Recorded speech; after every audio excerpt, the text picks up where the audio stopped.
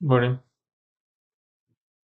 I am just checking here to see that we are actually on Michael Spader, Soldier Pass.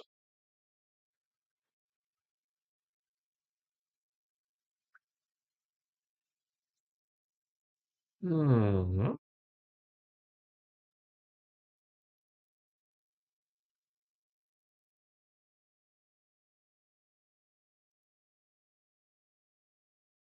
Let's see if I'm on. Says we're still waiting. Oh, that's the 9:15. 10 o'clock. Let's try that one. Yeah. Hello, everybody. If you're there, if it's working, I'll just keep going and assume that it's working, that everybody's getting it because I can see something happening on the phone. One of these days, I'm going to this.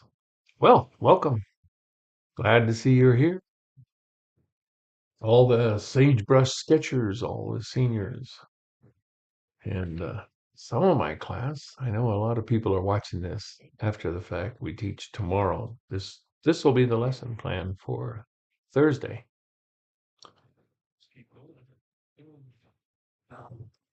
And it's pretty surprising. The lag time's pretty low. I'm happy to see it. Okay, let's get on with it. This one's not too crazy. And if you were in class yesterday or last week, that first session of the first class of the session is always a little busy like that. But generally, we'll finish the painting in those 2 hours that the class is. This is only an hour and a half long. So, uh, but generally, we'll finish those paintings. We didn't quite finish this last time, but we'll finish up tomorrow, the first thing. Okay, this one is a beautiful little painting, and I'll tell you more about that as soon as we we wet our paints. Let me get you down here to the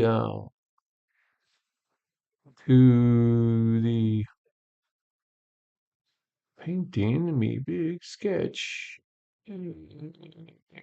Okay, here we go with the table. Yeah. Let's get our paints wet. Make sure that everybody has put a little drop of paint on it or that you've done it with your brush and you've gotten a little on there so that all of your materials are getting ready to be used. If you really want them to be ready, you can make them a lot richer by not putting, see how much paint these all have in it? What you can do is put a lot less paint in it. And that way, every morning or every time you go to paint, you put just a dab out of your tube of paint and you keep the back wet, keep these wet. And that way you get a lot richer material much easier than you do if you have to dig into this dried up paint once it's dry. Okay. It's one way to do it. A lot of people, including myself, try to keep the paint damp most of the time. Finally getting some Christmas. Oh, not Christmas, winter. It's actually cold today. Still no moisture, but man, it's been months since we've seen any moisture. And that's kind of spooky. So today I went ahead and drew mine, and I used a Lamy Safari. This is called a Lamy Safari, and this is a fine nib on the Lamy Safari. Their fine is not very fine. It's closer to like the medium in these. What is this? A Pilot Custom. The medium, the fine in this one is much finer than this one, but this works. You can see that it's a pretty decent one if you do this kind of thing. I do a lot of this with ink because I'm an urban sketcher, so I do it. I don't like to put pencil in it all the time. I do put some pencil like this one, I originally drew part of this in pencil for your sake so that I have a little bit more correctness. I'm not quite as loose as I normally am. Normally, I just draw with the fountain pens because I enjoy the looseness. Here is, you saw it there, but here is a picture of the one that I did last night. And we're going to change a little bit, just a little bit. If you will look, this arch right here that is the path, there's actually a path on Soldier Pass Trail. This one I went, it seems a little high. So on this one, I lowered it out and lessened the angle, went, whoops, more into the side here and lessened the angle a little bit so it doesn't look like it's going quite so uphill. Okay, let me get you the big one and you can start, I'll enlarge this. So, let's see here. So you can uh,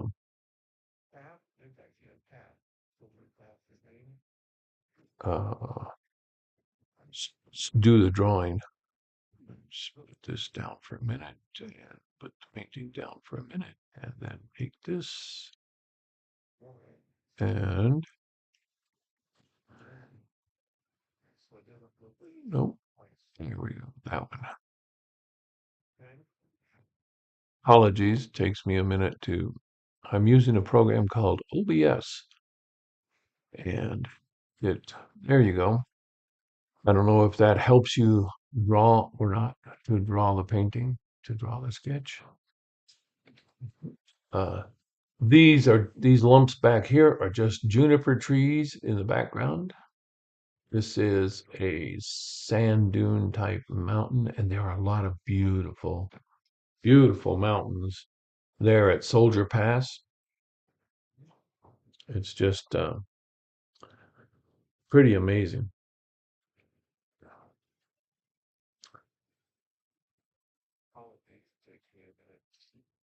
It's Soldier Pass is a terrific hike, and if you do it, the last 15 minutes or so, quarter of a mile, I guess, or less, is pretty spooky, at least at our age.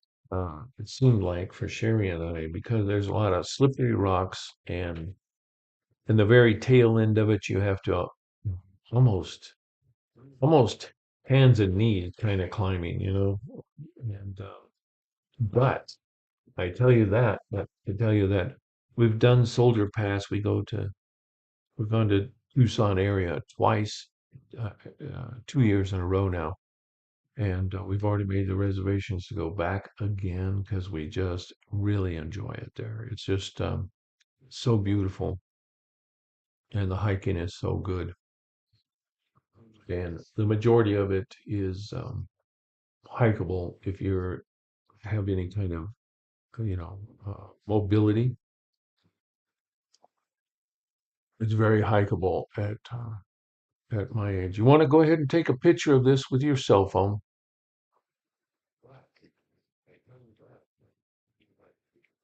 You can just take a screenshot of that.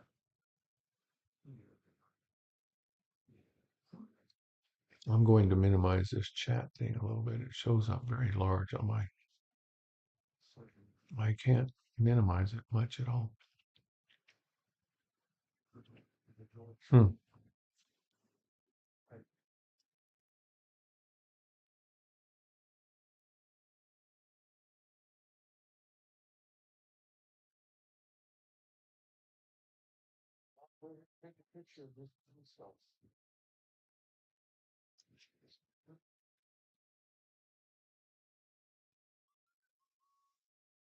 Okay. Hopefully you've had enough time to get a picture of that, so you can keep drawing while we ramble on here. Hmm. We'll get us back to the table here. Hmm. Do, do, do, do, do.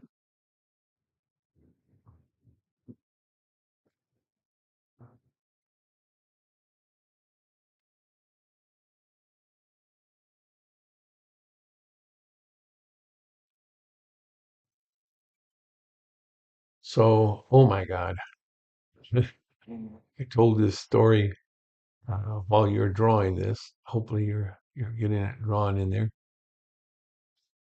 I told this story last week in class. It was pretty. I don't know. Maybe it's an overshare, but as I've gotten older, my sinuses drip sometimes, and so I carry a handkerchief. And uh, this Thanksgiving, we were at my brother and sister-in-law's house, and I got into a very robust, shall we say, conversation with my uh, nephew-in-law. And he and I really like to debate. We and to talk about things. Anyway, uh, when I left the house, I found that I'm very accustomed to having a handkerchief in my pocket, and you know, and that way when I need it, I just use it. And when we left the house, I got home and found that I had one of their dinner napkins in my pocket. Very embarrassing. So I sent it back to them. But then the really bad part was Christmas came and we were at my almost 90-year-old mother, 89, at her house. And as we were leaving, I found that I had a napkin in my pocket. Oh my gosh, the struggles with aging. Okay, well, maybe that's not all. Maybe I've been drifty all my life. So who knows? Here we go. Uh, we're going to start off with something that's a little bit difficult. I am going to, as usual, as you've seen me do before, I'm propping my watercolor paper up on the edge of the laptop there. And let's see here. I'll get you just situated. Sorry about all the wiggling there. I'll get you as best I can. So, um, I'm going to prop it up only because I like to have the paint have a little bit of flow where it kind of comes down gently. Um, you don't have to do that. We're going to start with the sky, and I'm going to leave maybe a little bit of cloud going in the sky. This one I'd like to do wet into wet, if you don't mind, or if you remember how to do that. We're going to wet everything that's sky. But here's the trick. I'm wetting all the sky, but I do want to go around the majority of these branches in the tree. A lot of trees you can just go through with the sky. This one we kind of have to take our time. And I'm putting just clean water right in the sky around the branches.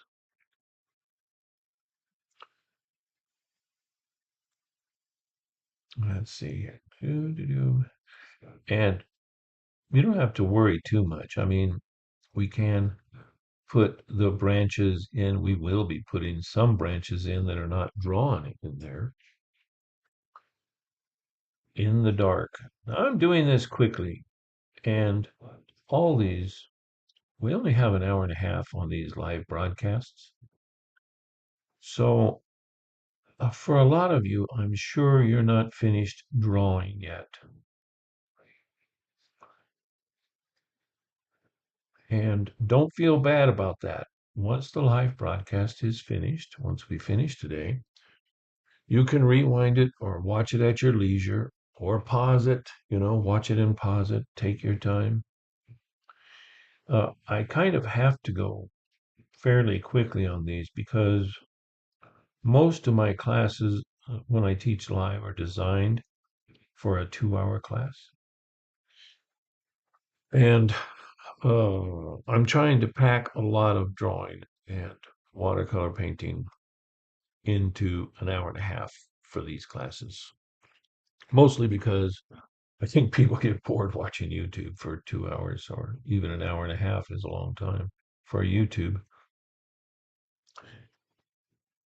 Okay, once you have this all wet, I've got just ultramarine blue in here. It may have some residual of something that might have been left in that little dish, but for the most part, it's ultramarine blue. Okay, and I'm just going to start putting some in here on this wet surface, and wherever you want to leave a cloud, let's do a couple things here. One is you want to paint around your branches again, and you want it the value, the amount of chroma, the amount of paint that you have on the canvas, on the paper, you want it to look the same on both sides of the branch. Do you understand what I'm talking about? You don't want to have it dark over here and light over here on a branch. You can have it darker on top of and lighter down here. That works. And you can let this mold melt into, if your paper is slightly damp, I'm going to leave some cloud in behind the tree here. And I'm just going to keep going. I'm just kind of lightly, I want the paint to get lighter as I come down. If you look at the skies, usually skies most often are lighter the higher you look. So if you look straight up during the day, the sky is generally darker when you're looking straight up and getting lighter as it goes toward the horizon. It also tends to change color as it goes toward the horizon. But I'm not going to try to do that with this semi-complicated paint around the tree. I would do that if were doing a masterpiece, but you have to remember these classes are aimed mostly at people who do urban sketching and senior citizens.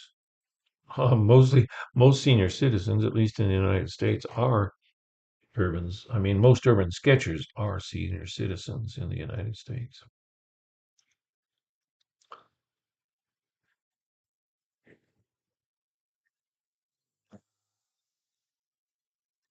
If you feel that you've gotten it too dark in any one place, I just dip my brush in the water, dry it off on my piece of a retired Carhartt shirt, kind of wipe a little bit out.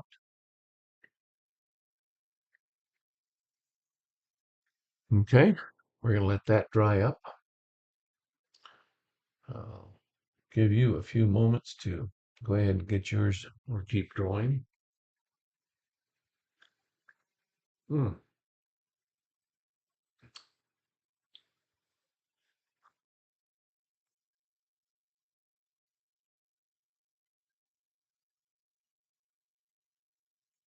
Man, I was going to comment. I got a comment from someone from a long time ago on one of the videos. Oh, from the people who used to own a restaurant on 47.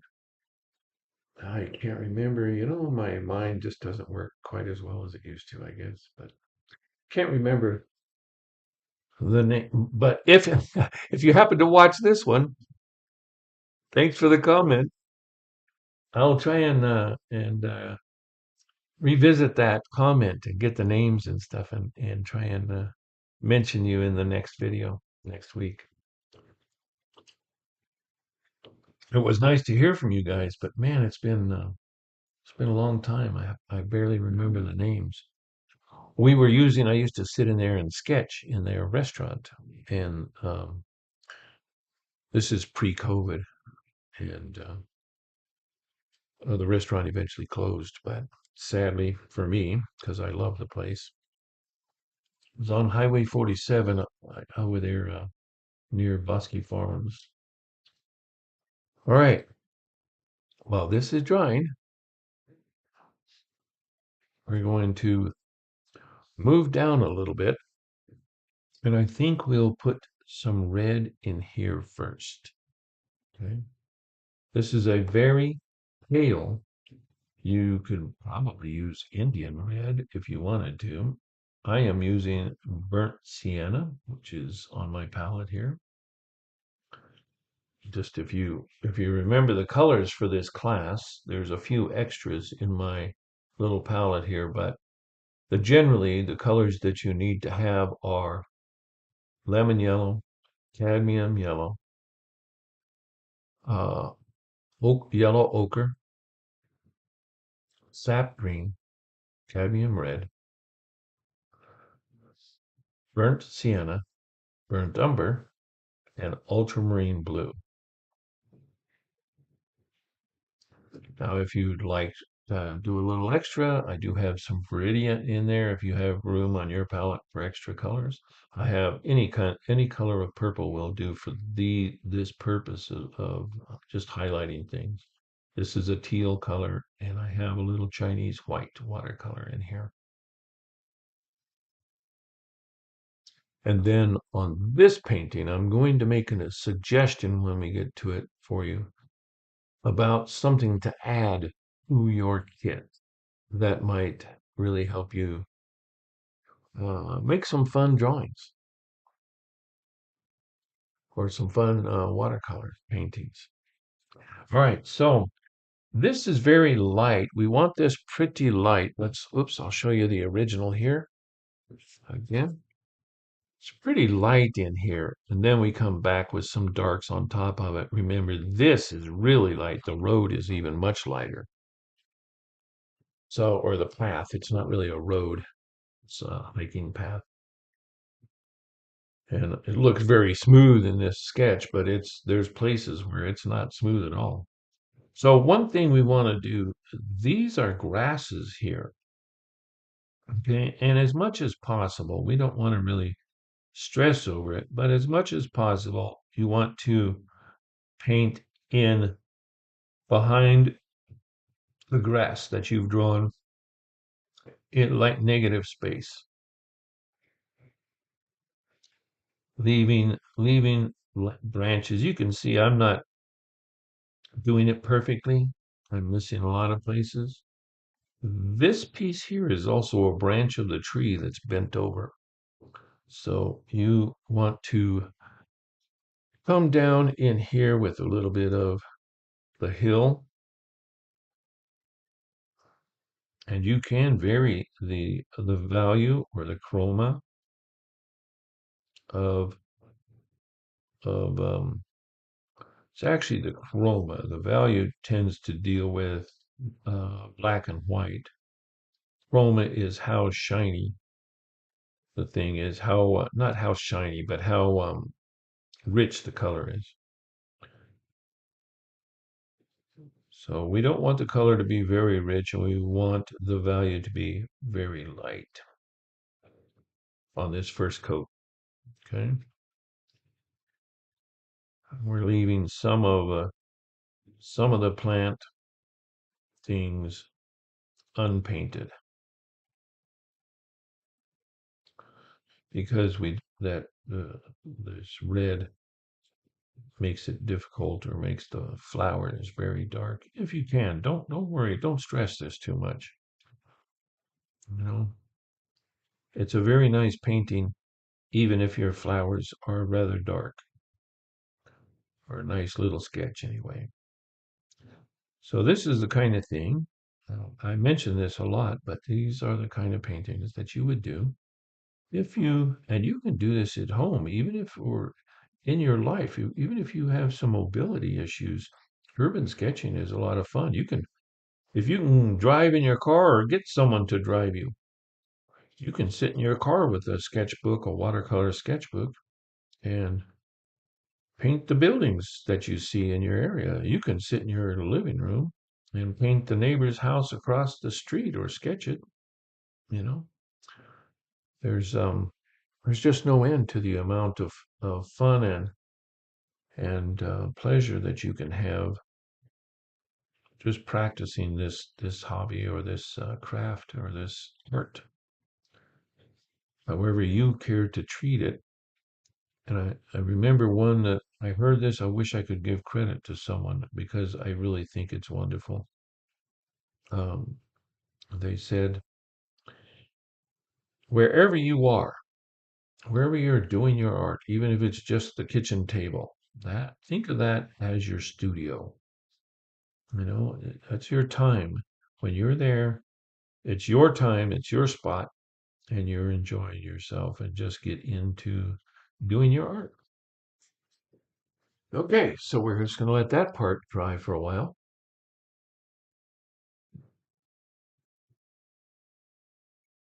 Have any of you, you can comment later if you see this video. I know currently about 80 people are watching the videos. Not necessarily right when I do them, but in fact, I don't know that anybody's watching right now. I'd have to check. Oh, no, 3 messages.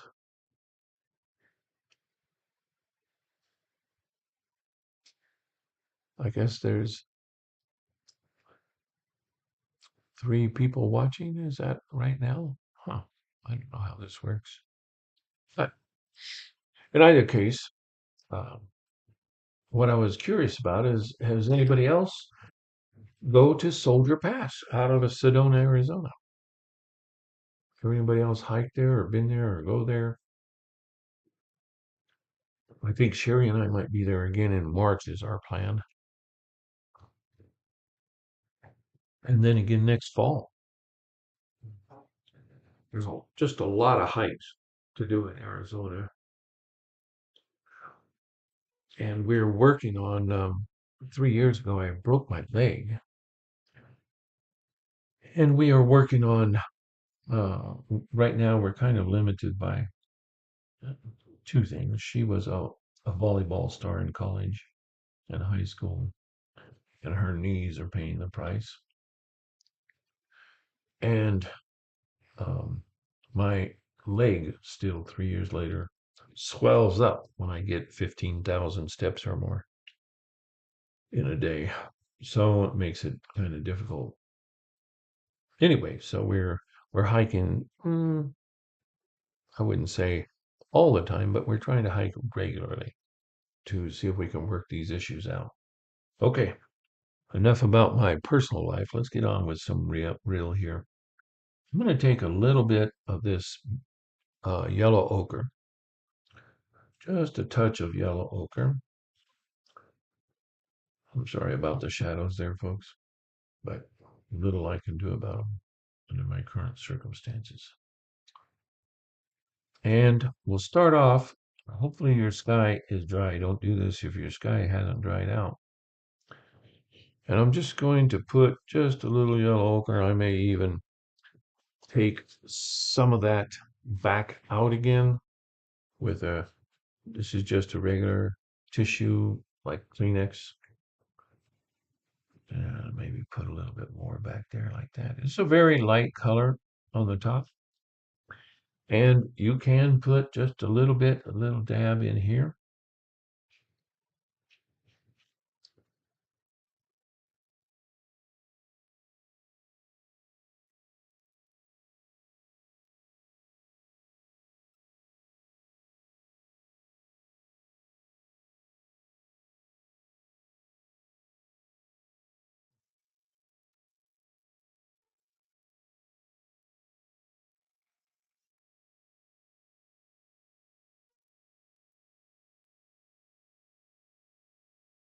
Okay.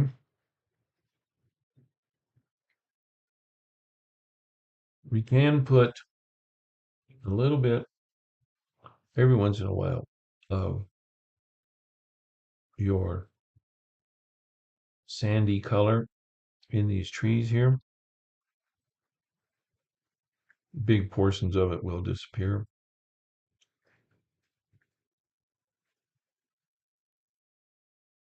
And that was kind of foolish of me. You don't need to put it in every tree.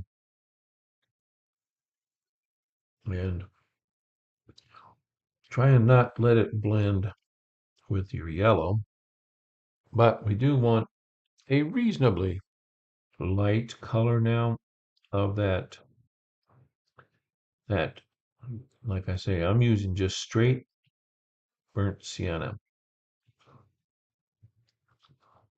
because these sandy mountains, and there's some beautiful ones. I picked a similarly, this is actually there. I haven't copied the scene exactly, but if you hiked and looked around, you would find this tree and this view. I haven't been strict about putting all the bushes in there that were, but there are a few bushes here. The path does turn around that way. One difference is that this path, for the composition, I made the path go a little slightly uphill.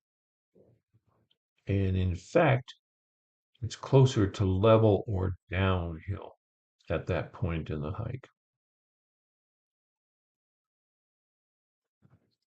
In the future, I think I will try and post the latitude, longitude of these things. Might be fun to be able to find the exact spot.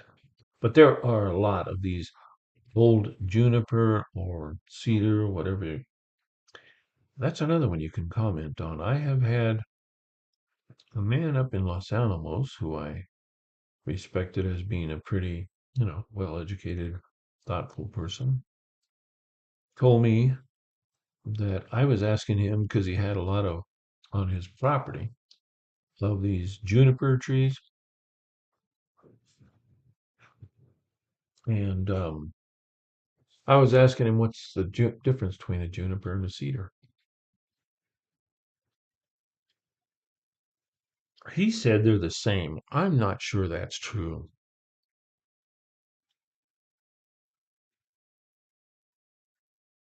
I've never really done enough research to know one way or the other.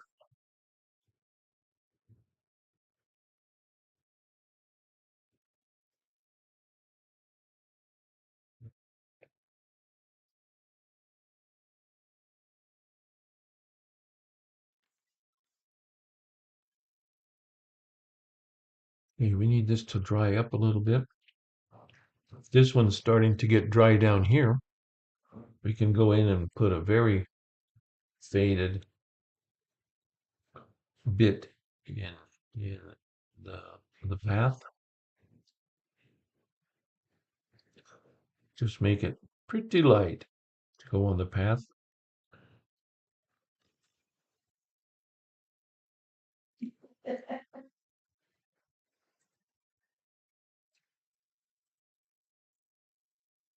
And it can be a little lighter than. And remember, we're going to try and put some kind of grasses in here. So if you want to do the negative painting thing, you can try it a little bit there.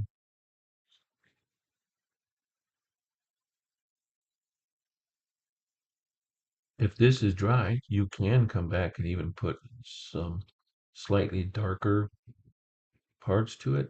You can darken it up a little bit. There are going to be a few shadows thrown in here.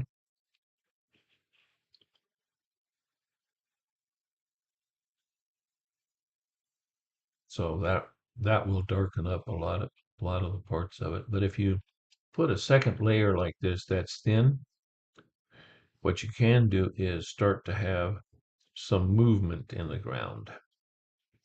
Doesn't all have to be exactly the same value down here.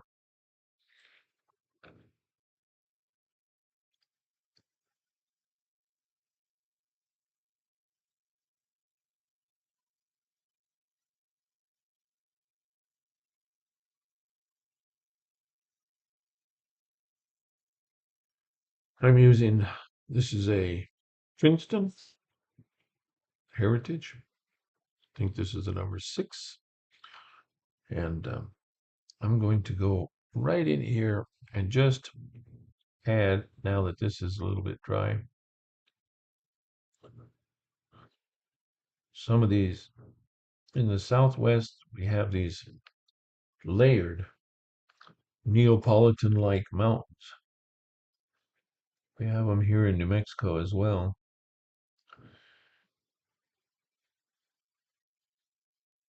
I don't think that's quite going to be dark enough, so I'm going to add just a little bit more of that burnt sienna to my mix.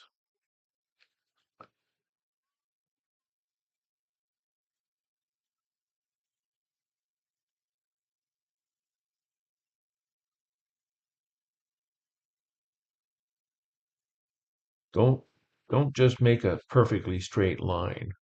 You can put in some little variations in the line. You know,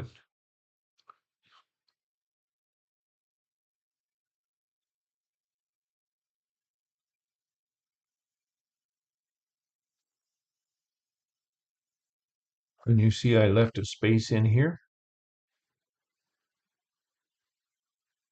because we're going to put little dabs of juniper trees all up in there because this is far in the distance.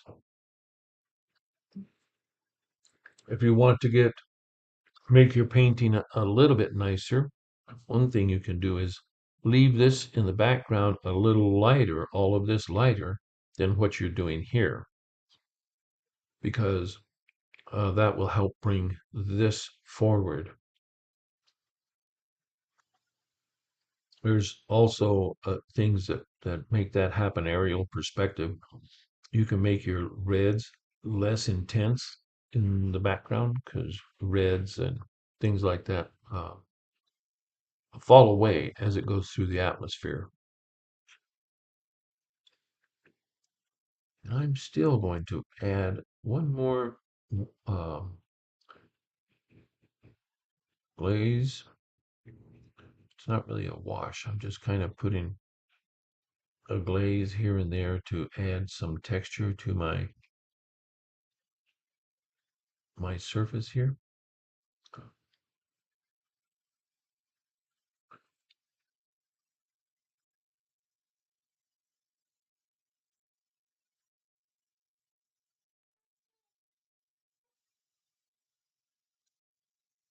All right. Well, all of that is drying. Let's move along to putting the first layer on this juniper slash cedar tree, whichever it is. Does everybody have their tea? Hmm. Hopefully you have a friend, someone or two or five, sit around the kitchen table, prop up the laptop, have some fun, critique my work, make some jokes, enjoy yourselves, and paint along.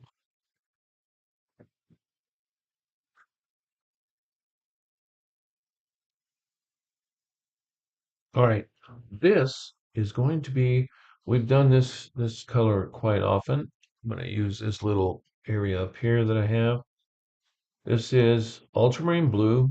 I'm going to use a little bit of that burnt umber. That's a lot of that burnt umber. Quite a bit of water to make it a light wash.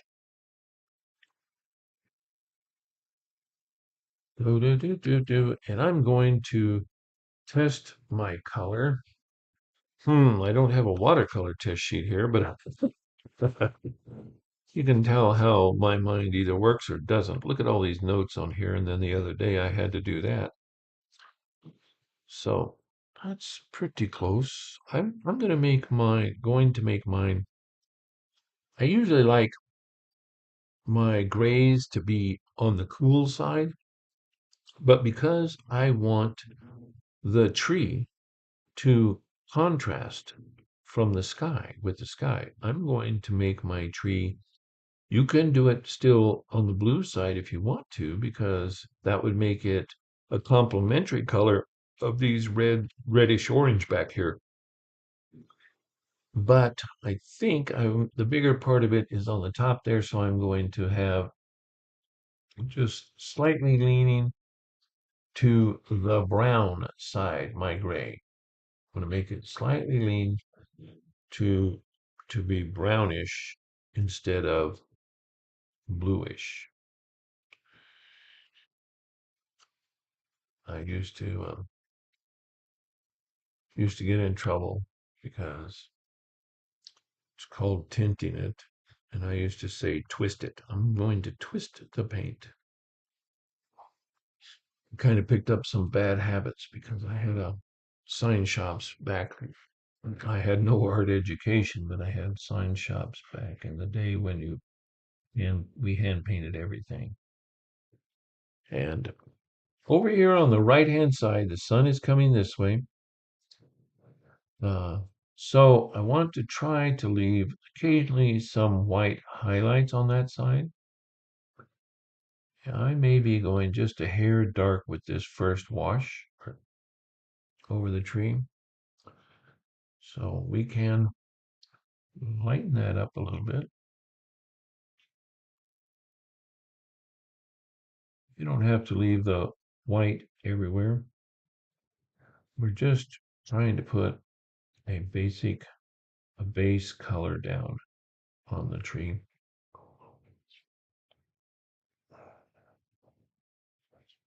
Remember, this thing going this way is just another piece of the tree that, and try to negative paint down here if you can. And we're trying to use large enough brushes to make our surface smooth and yet small enough to get into these little cracks and crevices. I think you can probably see when you're trying to do something that's tight work, I take my hand. This is called a handover. Some people use a maul stick. They hold a stick like this, a big stick, and then they put their hand on the stick. Tight work like that. I am what's called a handover. I have maul sticks, but especially on these smaller things, I like to just put my hand down and use it to rest the working hand on. So I'm right-handed, so I have my left hand on the work surface here on the table. And that gives my right hand a little bit of stability when I'm painting, as opposed to doing it freehand, which is kind of fun. You can make some very relaxed lines if you just hold your brush way back and do it this way. But if you're trying to paint it exceptionally neatly, then I suggest the handover, or give it a try.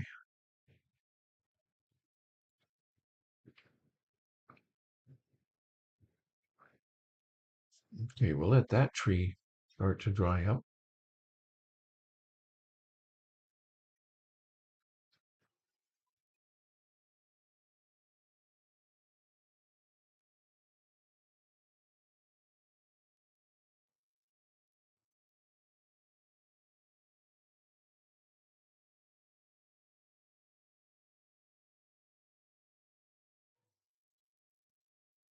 Sadly, I did not visit on YouTube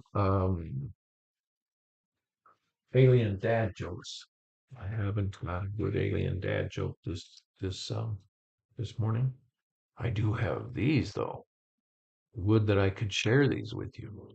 These are really delicious. I'm not normally a mint and chocolate person, but these are mint and dark chocolate. This was in my stocking stuffer this Christmas. And they're delicious. Just little chocolates.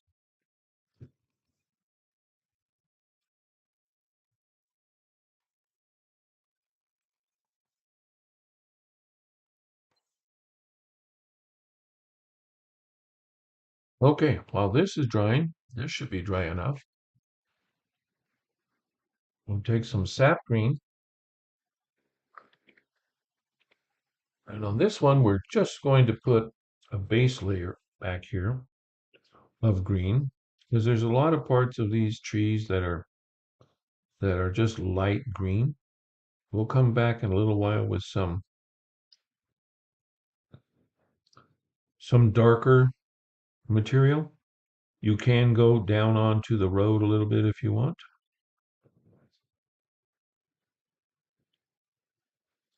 I'm doing them through my line, kind of like a coloring book. You don't have to do them exactly like mine, especially if you draw yours in pencil.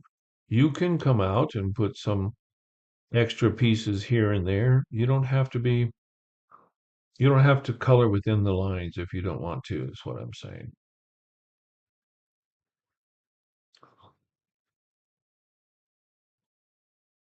So we're just putting in a base glaze or wash, whichever you want to call it. A glaze, typically, this is more of a wash, but it's so small that it's kind of a glaze. A glaze usually is a wash is when you like the sky, we put a wash on the sky. And a glaze is generally when you come back and do something over an existing color. You can leave white spots. You can dry brush in here and leave some. I will do some on this road just to show you, to give you, or this path, to give you an idea. You can add texture in that way with dry brushing. That's a nice effect.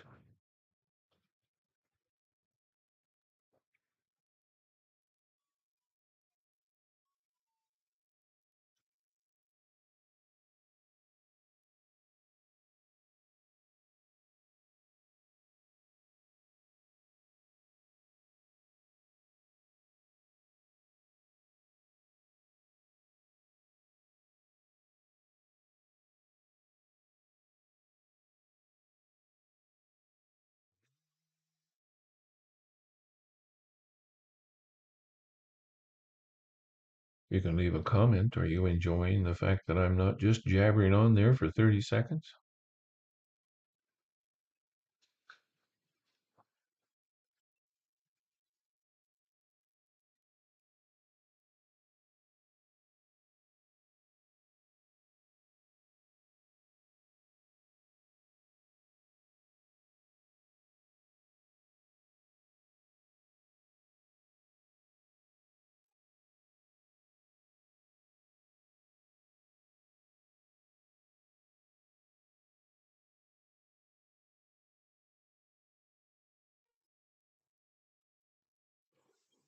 Pardon me.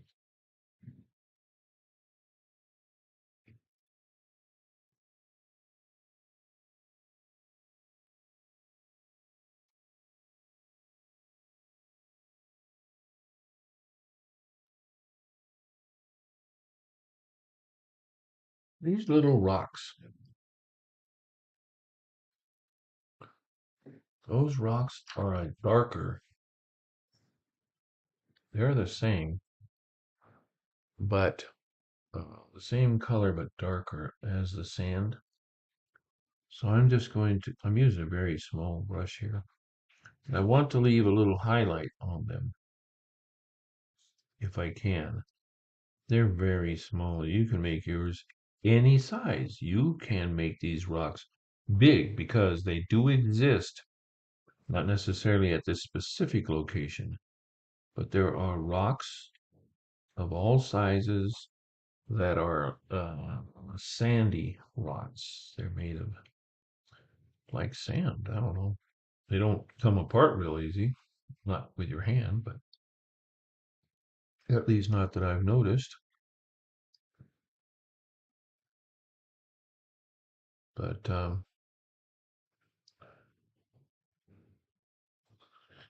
and since I have this on a very small brush, you don't have to do this one. You can do it with splatters.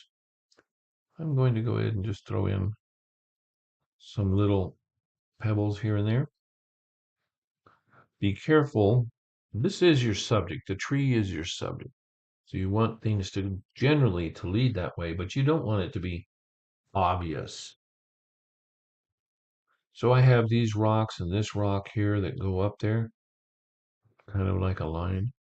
But this one draws your attention slightly away from it, just so that it's not, a perfect line going up there.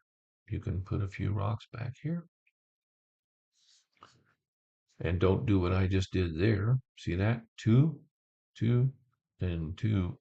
There's actually a third one there, but you don't want things to be even or level or same anywhere. You don't want to ever have it look like the old-fashioned typewritten.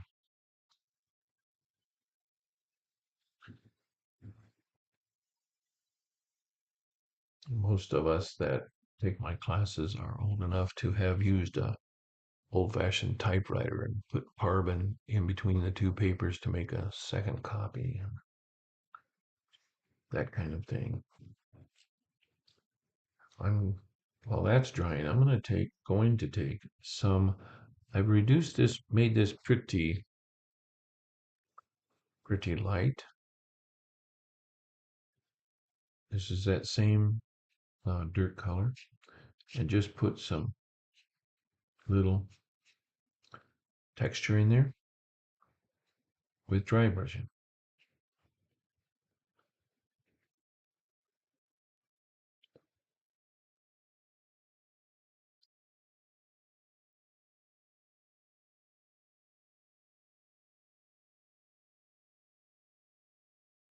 Someday I'll be able to afford a real lighting system so you folks don't have to continually put up with these shadows.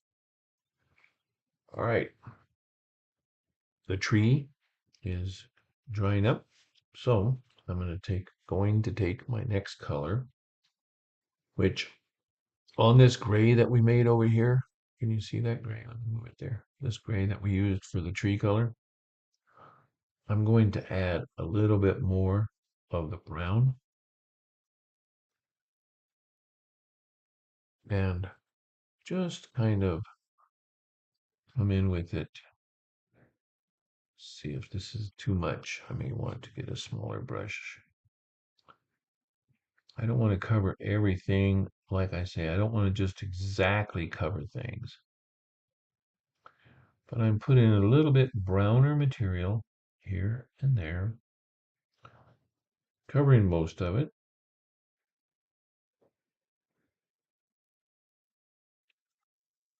And remember that the light is coming from this direction, so you want darker to be on this side. Anything. So for instance, on this branch, I'm going to put most of this color on the bottom edge, roughly.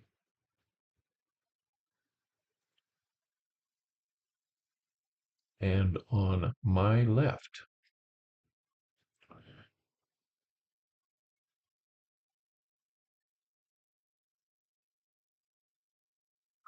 With these little glazes, we're slowly going to build texture on this tree, this lovely old tree. Don't you wish that this tree could tell you the story? There's some of these trees, these junipers, live to be 400 or more years, I think.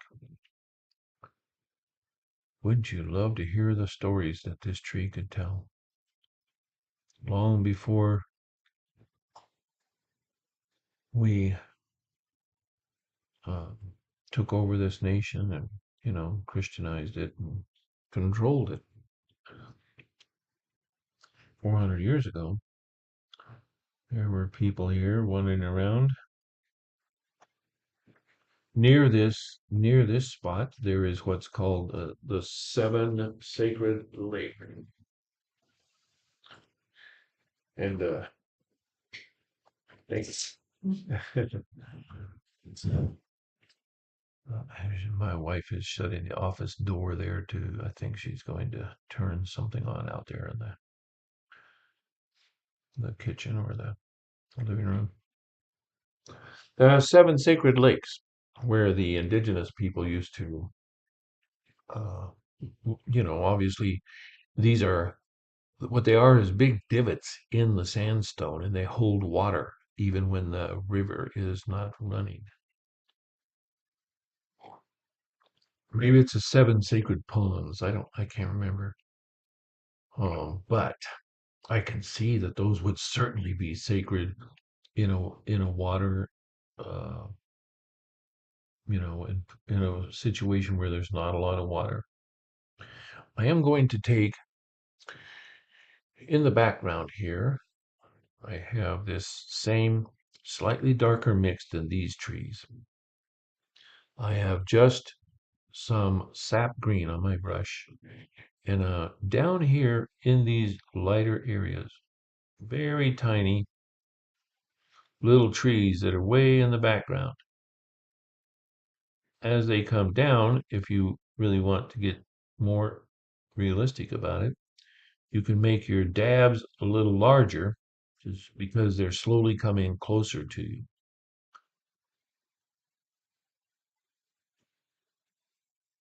These are just some trees way the heck out there. Put a couple of them up to where they break the line up there, right? Don't don't put them typewritten. Make sure they're random. That you're putting them very randomly.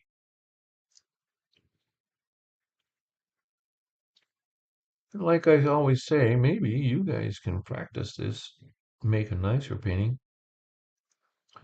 There are a lot of YouTube videos. You can study how to make juniper trees, for instance. These will be even bigger and darker as they come closer. So pretty big back here.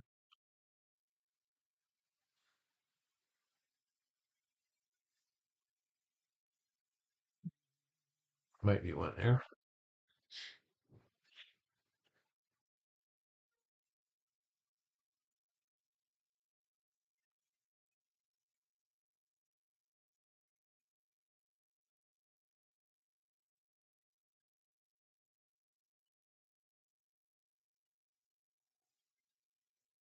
Hope that television is not too loud. I can't tell. I don't want to get a copyright infringement.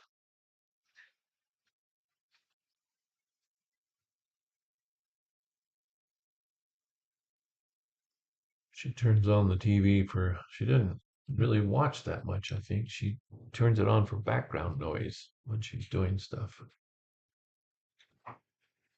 Can't blame her. These days we're so technology heavy, we get bored easy.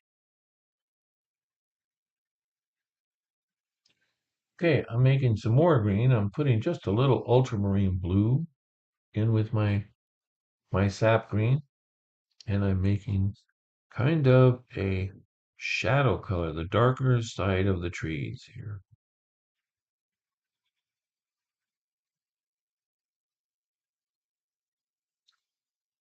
I'm going to go ask her to turn it down just a little bit because I think we might get a copyright infringement and then they'll shut this video down. A little bit darker green for the shadow side.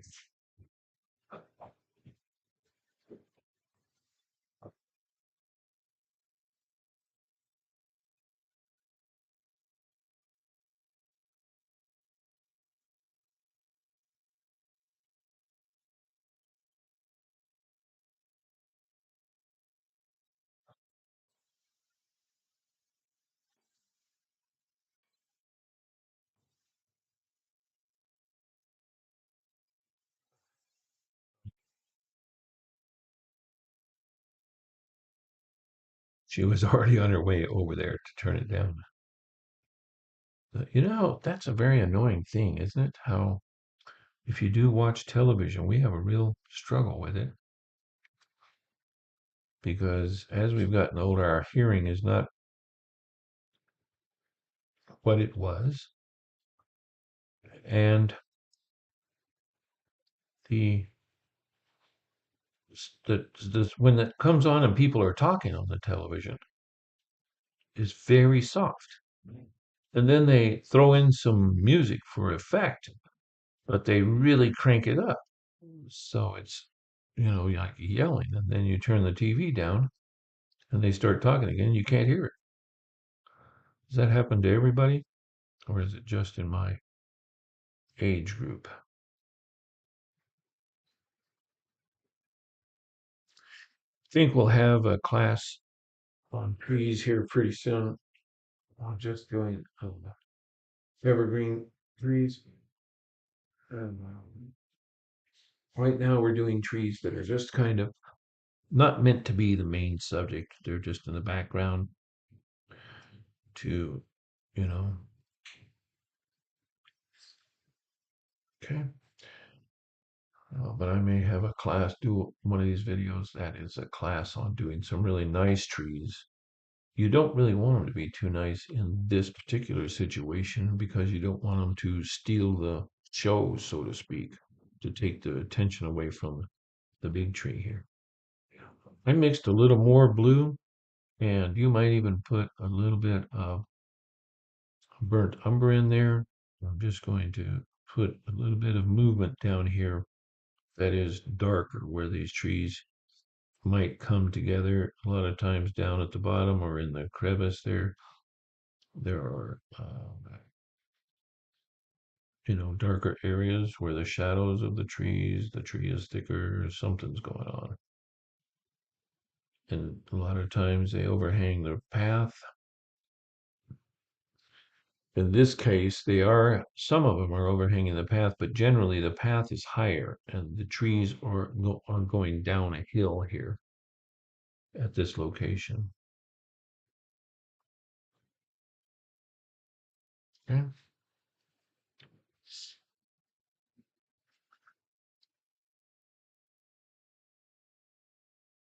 On the bottoms of your foliage here, these three, this one, and this one, we're just going to take some of that green and start just putting in a little bit of color just at the bottom edge. Because like on the top, we want that to be yellow. There's some flowery things there. Sherry and I were there um, the week before Thanksgiving. What is that? Like the 15th or the 20th, 20th through the 20th of November. So, and there were flowers occasionally here and there. Don't make this just a straight line across the bottom. Okay, give it some variation.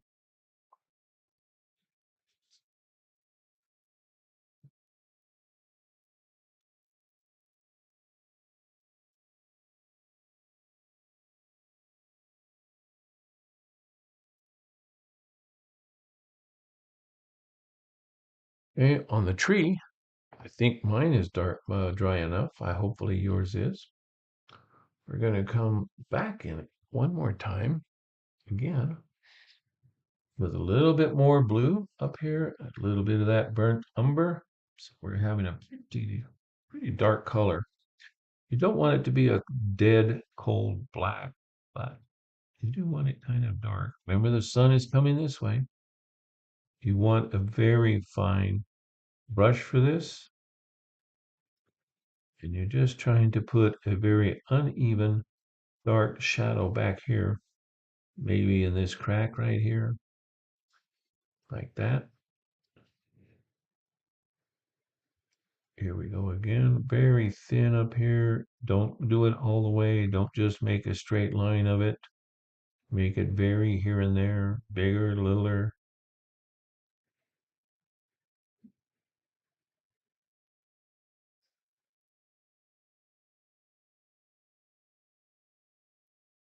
The darkest part, remember the sun is coming over the top there, so it might be hitting some of that and you might leave a little ridge there because this branch bends that way. You could delineate that a little bit, make it darken down here. I know these are hard for some of you, these sketches. So just do, however it turns out, just do what you can because however it turns out, you have a memory, a piece. Doesn't all have to be perfect. I've said this a lot in class, in my live classes, but I know artists that have one of a friend of mine that I worked with in the film industry. That guy, he was one of those guys that was winning contests when he was like 12 years old, and he worked for Disney for 20 something years before I worked with him. In the standard film industry, he worked for Disney as an artist. I'll never catch up with him. If I live to be another 30 years old, another 30 or 40 years, I probably would not match the skills. Um, he's just a really talented guy. Whereas I kind of got mine by just because I enjoy doing it. I really don't have an art education. My education is in architectural drafting. I am currently putting some little dark areas like these trees have a lot of character to them that wraps in some places. And another thing, I have a liner here. This is a number 2 liner. So I'm not only going to fill in some of these branches, but I'm going to put just a few random pieces because I can go very fine with this brush.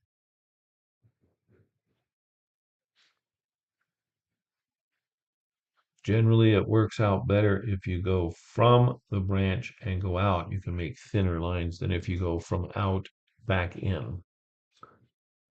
But in this case, I'm going to go back in like this. And not all of the branches have these extra pieces on them. You don't have to put them everywhere.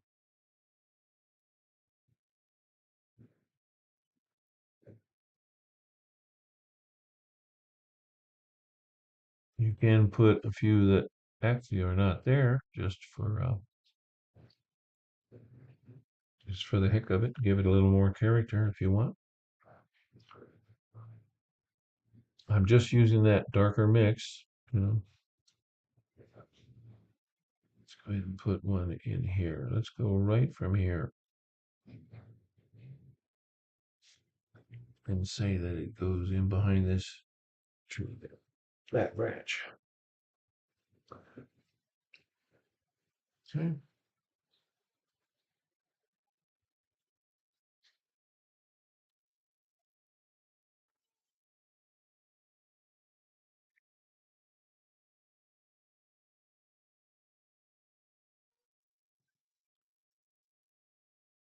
A live chat thing sure takes a lot of space.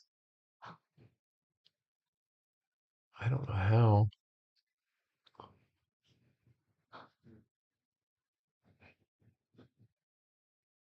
to move it smaller. I'm wondering if you X the live chat out of on your phone, if you're watching it on your phone, you can hit the X and then you can see my whole tabletop. And down at the bottom, I have an iPhone. I'll show you here. So see this little live chat? If you hit that, it comes back. And if you exit out, it goes away and you can have a much better view. Okay, so on this one, I'm going to do something that I did not do on the original. I'll show you here. I'm going to really make this shadow color again, just a little, go back to a little bluish with it. Putting ultramarine blue back in my shadow mix. And it may not even be quite bluish. I'm going to make it very thin. And back here, I'm going to vary a shadow along this back edge here and along this one here.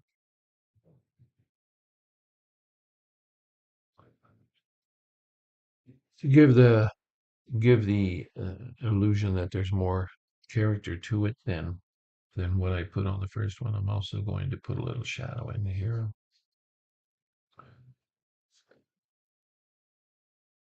You can put in some little divots of shadow here and there, as though there were hills or hills and dales, little valleys, and but you really don't want too much detail back there. I'm going to take some more of that shadow and come up at the bottom and just make some very random marks down here and make my edge of the tree next to the trail a little bit darker. And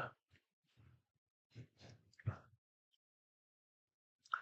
going to start a dark here. This would have a dark coming down, a dark shadow. And in truth, the tree itself, you have to do this with negative painting if you can, would have a big spirally shadow, that does some goofy stuff down here. It doesn't have to be specific, because I'm not going to grade you on that. You're the boss of your painting, right? You can make it however you want. But I do emphasize, don't worry if it doesn't come out quite what you think or the person next to you made a painting and you think theirs is better. Just do a painting, you know, put a frame on it, put a mat on it, put it on the wall, let it have a life of its own. Gives you an excuse to talk about the fact that you're learning or that you love art or that you did this and enjoyed it or maybe you didn't enjoy it. They don't all have to come out perfectly.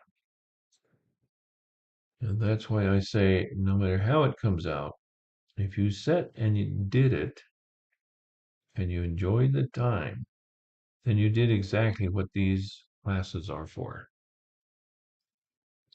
I put a little bit of shadow here as though there were a ridge there.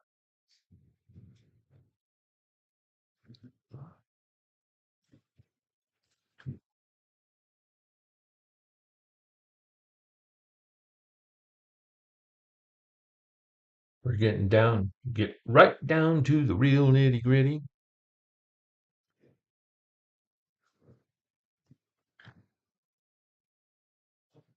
On this part here, hopefully this is starting to dry. I'm going to take some straight lemon yellow.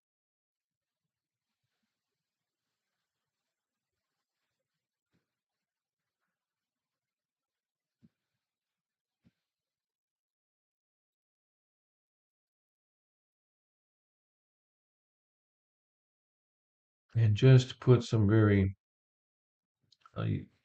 lemon yellowy background in here.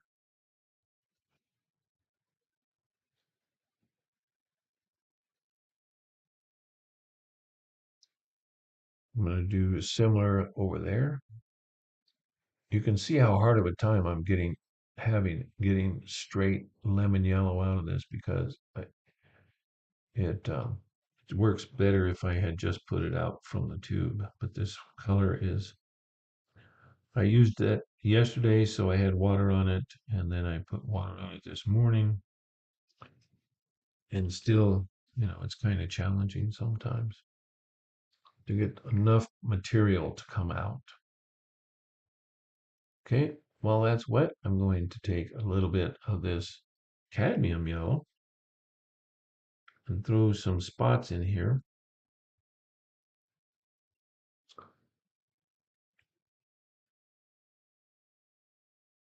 These are not necessarily exactly like the plants, just something to tell you that there's plants there. If we were doing botanical work, I suppose, if we were copying, there are a lot of people that do that, sketch with and sketch the exact plant and look it up and And now that's even so much easier with your cell phone, man. My phone, most of the time, my phone can identify the plant, which is a lot of fun for me. Sadly, I didn't do it on these plants, so you have to take a kind of a close-up of the plant.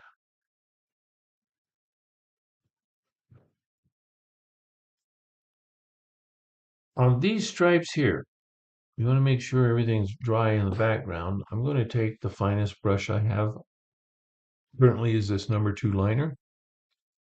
And take a little yellow ochre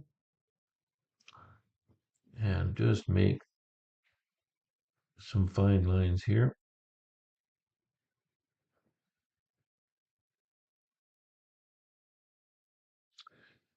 And I'm going to do the same thing with some cadmium yellow.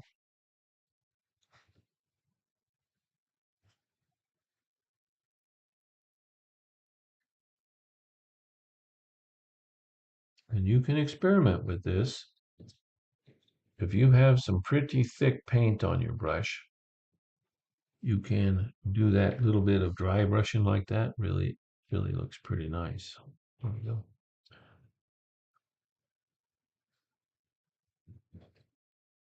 Doesn't have to be perfect.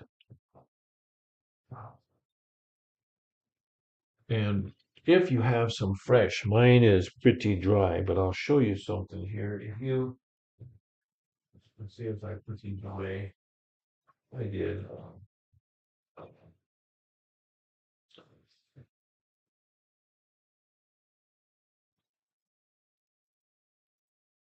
These look like watercolor paints, but they are gouache. If you use gouache, this is a much richer pigment, higher chroma than watercolor paints. Same thing, made almost the same way, just has more pigment in it. But you can add this on top for your highlights. And it's a lot of fun sometime. Anyway, I will warn you though, unless you're going to use this pretty regularly, um, I don't know that it's worth the purchase because this gouache, like mine, I'm having a real hard time because I almost never do that. They're soft in here, but get some out is very difficult. I have to use a paper clip, a straightened out paper clip, and dig in there to get some out because I don't use them often enough to keep the tubes. And when I do get some out, I put water back in the top and then put the lid on.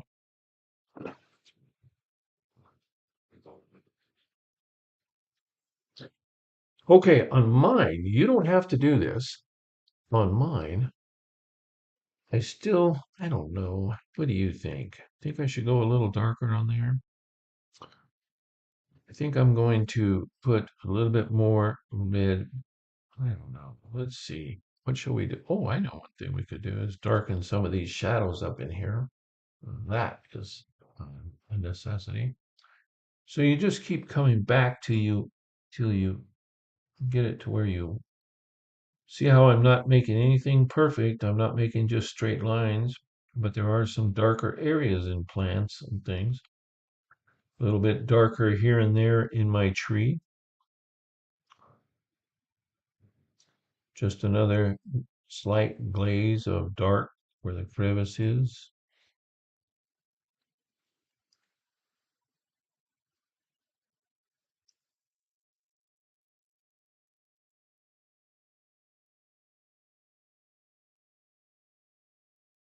Let's see where else here.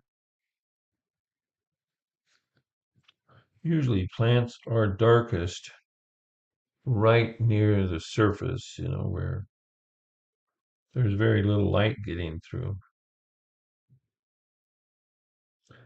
Make sure that all of your stuff has a little bit of a shadow.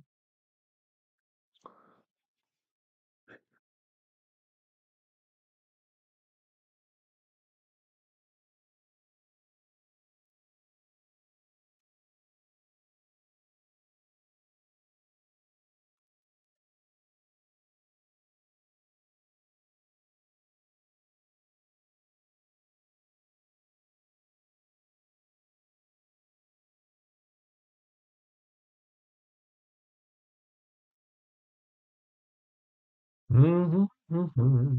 Now, I'm going to, because I work in fountain pen, I'm going to go ahead and put a couple of in there, but you can do this either with your pencil or you can not do it at all, or you can do it with, if you have a fine liner, you can do it, put in just a little bit of a branch here and there through those sky holes.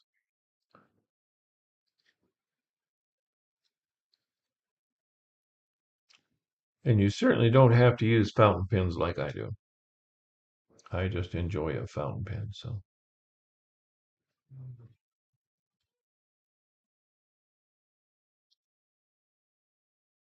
I'm going to add a little character to my sketch. I might even accentuate some of these branches in here, or these leaves. They don't show up well, but I'm not going to worry about it. I know that we have made a memory of that place. I like to do these live. Sherry and I both do live sketching, but you can easily work from photographs. And as like last week's, if you have Dolly or ChatGPT, you can have them that help create something for you to draw or sketch. I use it occasionally for lesson plans. I like to work from my memories. You know, Sherry and I like, how can I say this? I have over 24,000 pictures on my phone. We take pictures everywhere to use for reference, but it's fun to use AI because I think AI is the future. I think it's coming no matter if we like it, trust it, want it, or don't. So I figure I might as well acquaint myself with it and make it part of my retinue. Or okay, folks, we're getting there. You can continue to doodle with yours. This down here, there is a little dark shadow under right where something meets the earth. A lot of times there is what's called an occlusion shadow. So a little dark right at the bottom of the rock.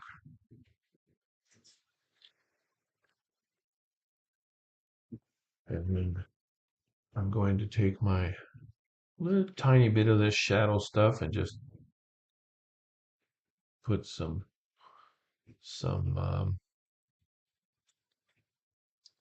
movement here and there with my highlighter.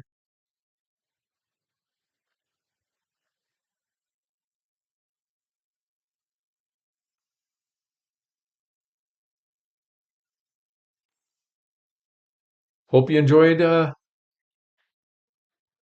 this morning.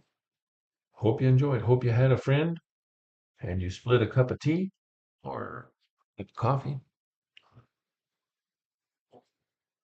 and gave it a shot. I'm using Arch watercolor paper.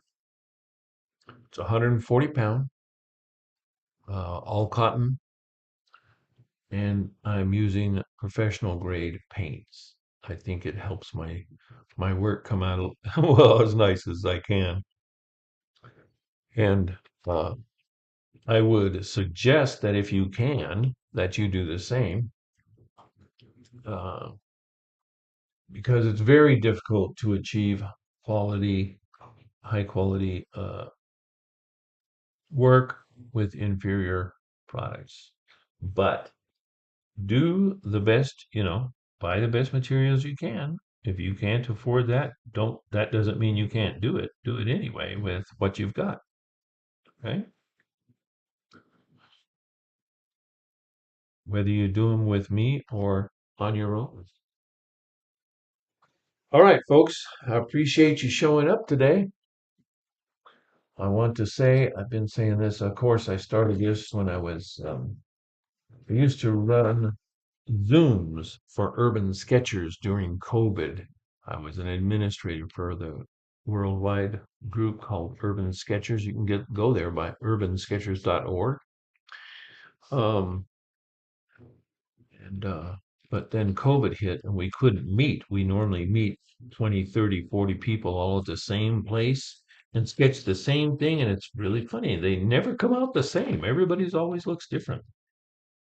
Um, but because we were doing them online, I started telling people, stay safe, stay happy, and keep sketching. And I really want to iterate that or reiterate that. Folks, really hope you stay safe. It's very important to stay happy and keep sketching. Let's see if I can